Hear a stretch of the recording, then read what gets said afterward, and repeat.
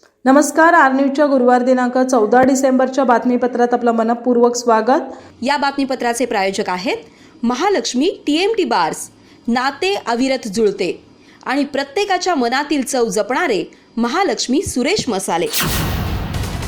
आजच्या बातमीपत्रात प्रथम पाहूयात गल्लीपासून ते दिल्लीपर्यंतच्या ताज्या घडामोडींचा धावता आढावा आणि स्थानिक बातम्यांमध्ये पाहूयात राज्यातील विविध महामार्ग बाधित शेतकऱ्यांनी काढला नागपूर अधिवेशनावर भव्य मोर्चा। संकेश्वर बांदा महामार्ग बाधित शेतकरी संघटनेचाही सहभाग। अधिवेशनानंतर मुख्यमंत्री यांच्यासोबत बैठक घेण्याचं आश्वासन। सरपंच परिषदेने दिला कामबंद आंदोलन करण्याचा इशारा। 18 डिसेंबरपासून करणार आंदोलन। प्रांताधिकाऱ्यांना सादर केलं विविध मागण्यांचं निवेदन। आता बिगर उत्पादक सभासद 6 मतांसाठी पात्र। आजरा साखर कारखाना राखीव गटात होणार परिणाम। उमेदवारांसह पॅनल कारभारी हवालदिल। निलजीतील चिमुकल्या कृषिकाच्या अपघाती मृत्यूमुळे गडिंग्लज तालुका हळहळला।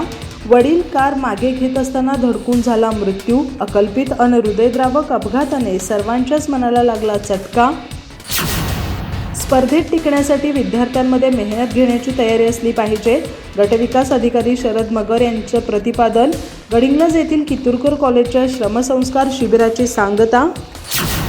अथर्व दौलतची 16 ते 30 नोव्हेंबर अखेरची ऊस बिलं उद्या 15 डिसेंबरला होणार जमा। कारखान्याने आत्तापर्यंत केलं 1 लाख मेट्रिक टन ऊसाचं गाळप। एका दिवसात झाली उच्चांकी 5231 टन गाळपाची नोंद। सचिव विजय मराठे यांची माहिती।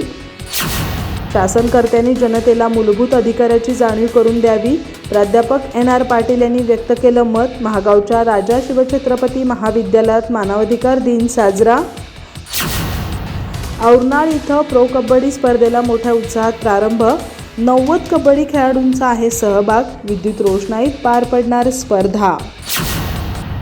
अधिक माहिती आणि ताज्या घडामोडींसाठी आजच आमचे चॅनल सबस्क्राइब करा।